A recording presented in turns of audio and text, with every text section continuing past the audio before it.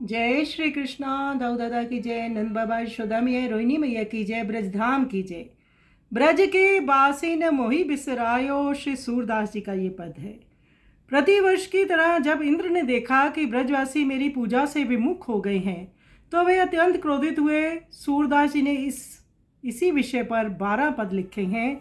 सर्वप्रथम इंद्र का क्रोधित होना, ब्रज विनाश की योजना करना, प्रलय की वर्षा करवाना, गोपों पर संकट का आना, ब्रजजनों का सहायक होना, यशोदा जी का वात्सल्य, मेघों की दीनता, इंद्र की मंत्रणा, इंद्र द्वारा पश्चाताप, इंद्र शरणागति, इंद्र की दीनता, इंद्र द्वारा स्तुति। तो ये क्रमानुसार ऐसे 12 पद हैं जो कि हम गाने का प्रयास कर रहे हैं। कुछ हमने गाए हैं, कुछ गाएंगे। तो प्रभु कृपा करे। इस प्रथम पद में इंद्र अति क्रोधित होकर कहते हैं कि ब्रजवासियों ने मुझे भुला दिया, जो मेरी प्रतिवर्ष पूजा करते थे। अब वे उसकी भेंट गिरिराज जी को अर्पण कर रहे हैं। ये छोटे लोग घमंड कर रहे हैं, ना जाने इनके मन में क्या आया है। मैं 33 करोड़ देवताओं का राजा हूँ, जानबूझकर इन्होंने मुझे भुला दिया। श्री सूरदास जी कहते हैं, इंद्र अति अभिमानवश कहते हैं कि देखता हूँ आप पर्वत इनकी सहायता कैसे करते हैं, मैं इन्हें छोड़ूंगा नहीं, इन्होंने मेरी पूजा नहीं की।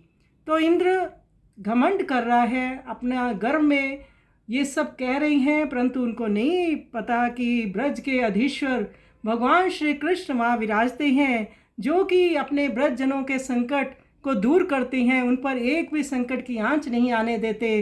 तो आइए सुंदर पद का हम श्रवण करें।